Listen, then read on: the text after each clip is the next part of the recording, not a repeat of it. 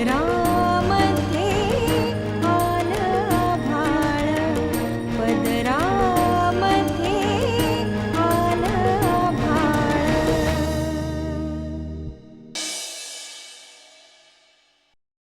Hello.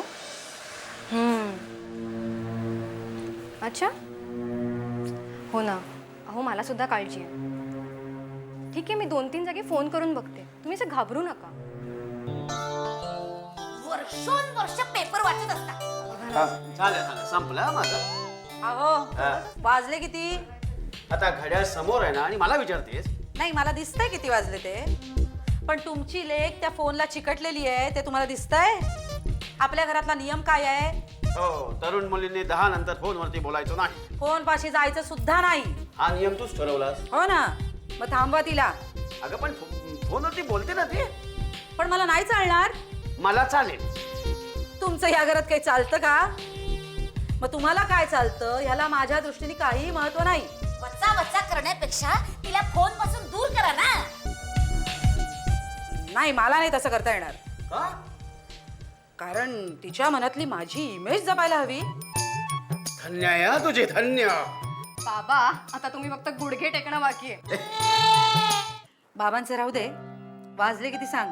हे बघ, phone आला तेव्हा 10ला 5 मिनिटं होती. काय काय काय म्हणते ही? तुला काय सांगून कळणार आहे का? हे काय म्हणतात आता?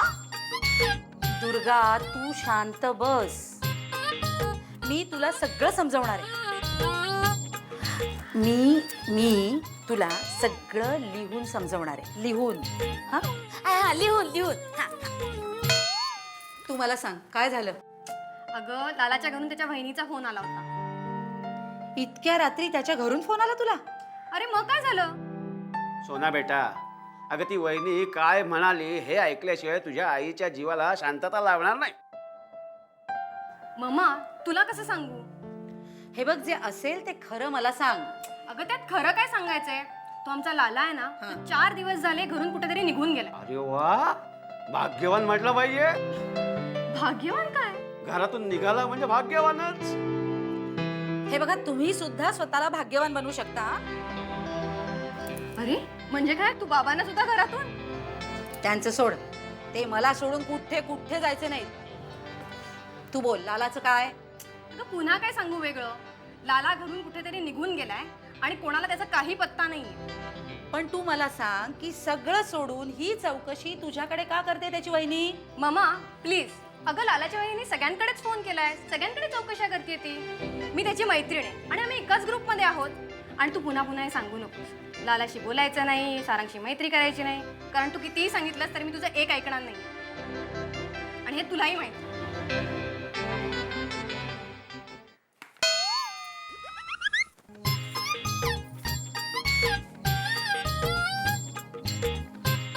लिहिता येतं ना? कसं येईल तसं लिहा. लिहा.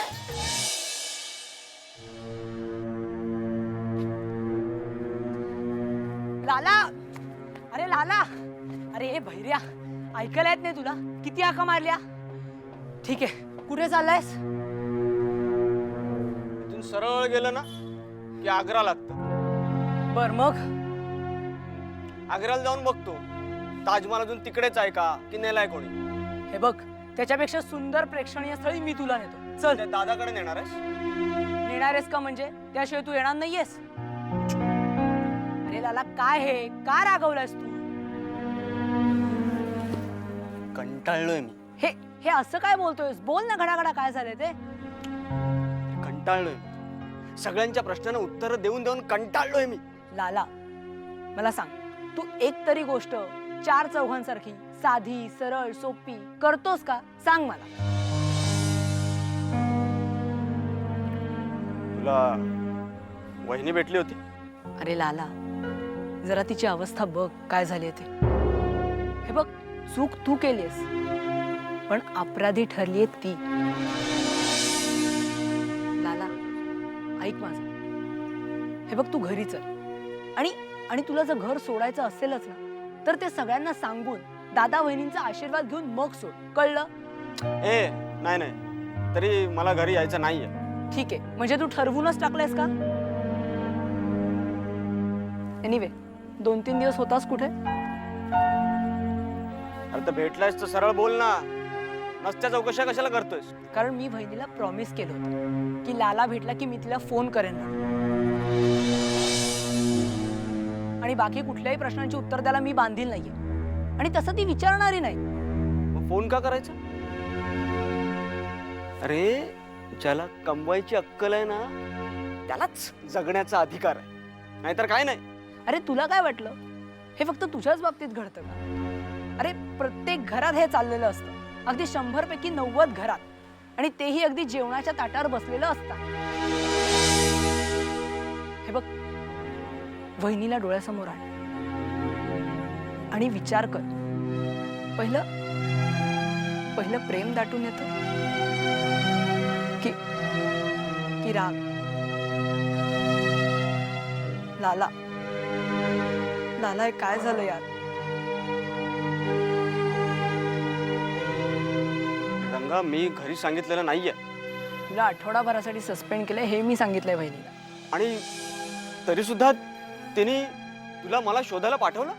लाला, काही माणसं आपली म्हणूनच जन्माला येतात, आणि तशी तुझी वहिनी आहे, आणि तिलाच तू ॲटिट्यूड दाखवतोस. तरी मला दादाकडे जायचं नाहीये. आत्ता येणार नाही का कधीच येणार नाही? तुमच्यासारखी प्रत्येक गोष्ट ठरवून करायची सवय मला नाहीये. हे बघ, पण तुला आत्ता ठरवावं लागेलच. काय? कुठे जायचंय, काय करायचं?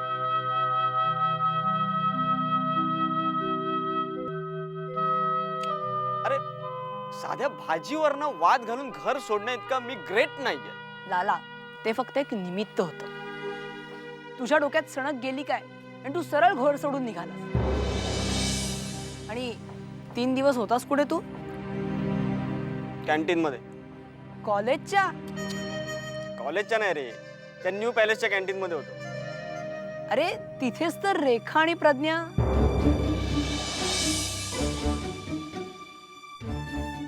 हो, मी त्यांना पाहिलं, त्यांनी बघितलं असेल. मग आता?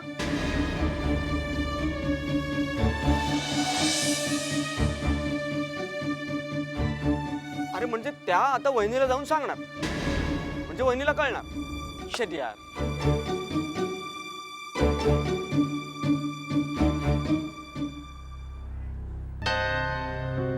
आता काय करायचं? चल चल. अरे हॅलो,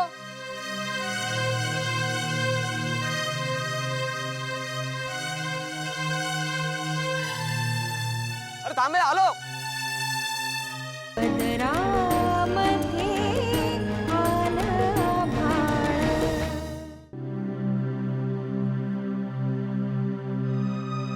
रेखा, ए रे, आता हिला काय झालं? ही का अशी गाल फुगून बसली आहे? ए रेखा. नाना, तुम्ही सुद्धा ना सगळं माहीत असताना मुद्दामून असे प्रश्न विचारता. अगं मी फक्त हिला आता बोलता करायचा प्रयत्न करत होतो. आता ही इथे गाल फुगून का बसली आहे हे सुनबाईला कसं कळणार? हा सुनबाई, ए सुनबाई. आले. अगं ही आहेस? मला सगळं कळलंय नाना, पण मी काहीही बोलणार नाही.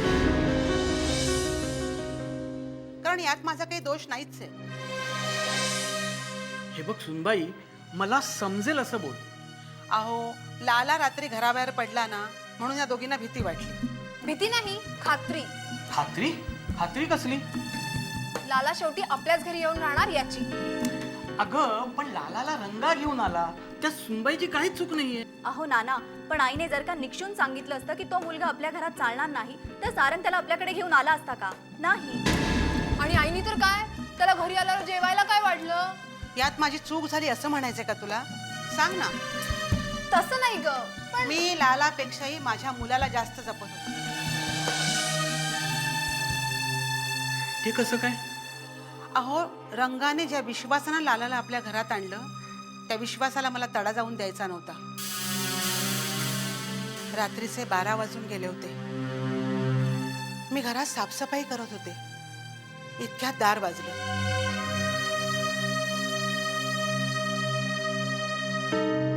मी लगबगीने बाहेर आले. दरवाजा उघडला.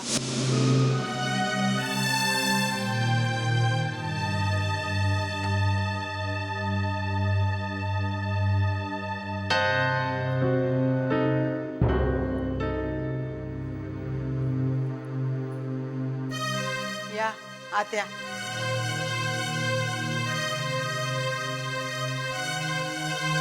आणि हा कुठे भेटला तुला? गवळीवाड्यापाशी भेटला. तिकडे काय करत होता? आई आता जाऊ दे ना. जाऊ दे ना. अरे नशीब समज बाबा उठले नाहीत, नाही तर एवढ्या रात्री सारंग कुठे गेला म्हणून त्यांनी फैलावर घेतलं असतं मला. Sorry I. हे सॉरी वगैरे आहे ना, हे तुझ्या घरी जाऊन वहिनीसमोर बोलायचं. थांब. लाला हातपाय धुवून घे, मी ताटं घेते. नाही मला भूक नाही. आज माझ्या हातचे धपाटे खायला आलेस का तू? चल निमूटपणे जेवायला बस. हातपाय धु.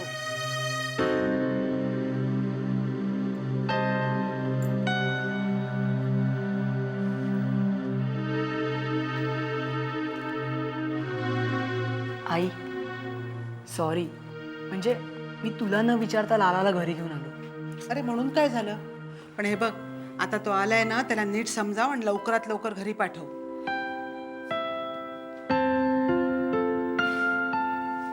अरे आमटीत आज मी मुळा घातलाय, चालेल ना तुला?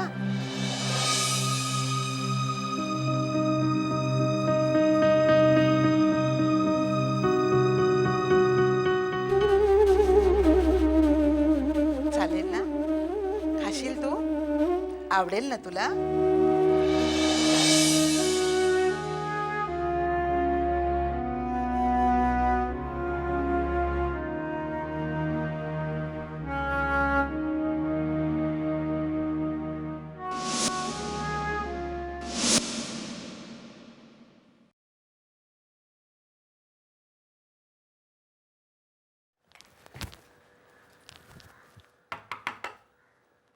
Yes come in.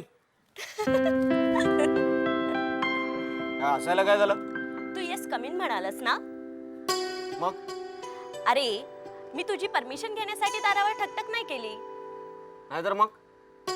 मी येते याची वर्दी देण्यासाठी. ठीक आहे, पुढच्या वेळेला ठेवीन लक्षात. That's better.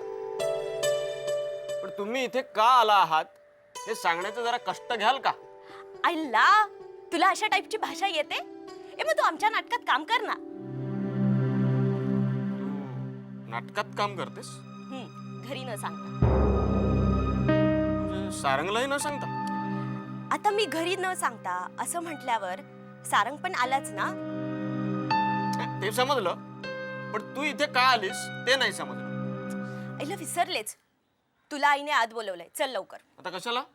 हे बघ, कशाला का हे या घरात प्रश्न विचारण्याची प्रथा नाहीये, त्यामुळे तू चल लवकर. ठीक आहे, तू हो पुढे, मी येतो. तू इथून मला जायला सांगतोयस? नाही नाही, म्हणजे मी जायला नाही सांगितलं, म्हणजे मी जनरली बोललो. काय बोललास? तू हो पुढे, मी येतो. अजून तू इकडेच? तुझी आई वाट बघते, जा लवकर. जा आधी.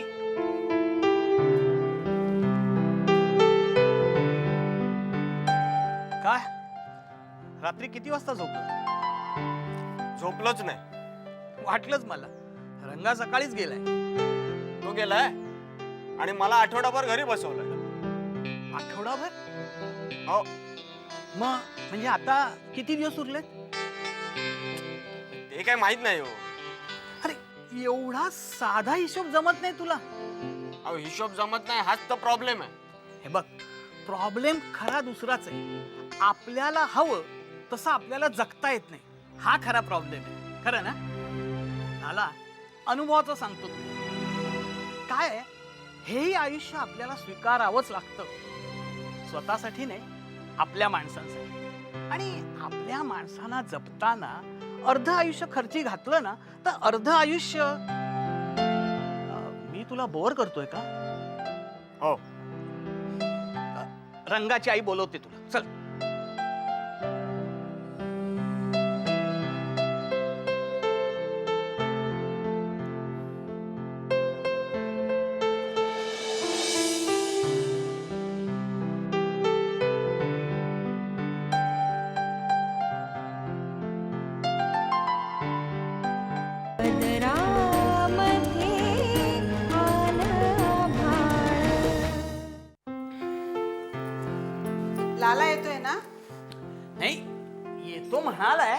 पण तू त्याला सांगितलंस ना त्याची वहिनी त्याला भेटायला येते ते.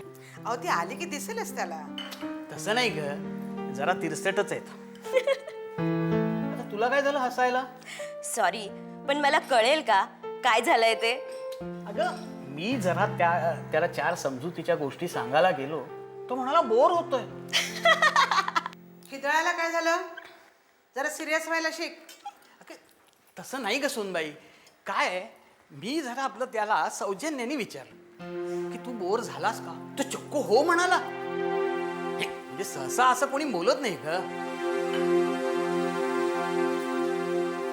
सॉरी नाना, मी तुम्हाला असं बोलायला नको. तू स्पष्ट बोललास. आणि हो, एवढं स्पष्ट आणि खणखणीत ऐकायची सवय नाही ना आम्हाला.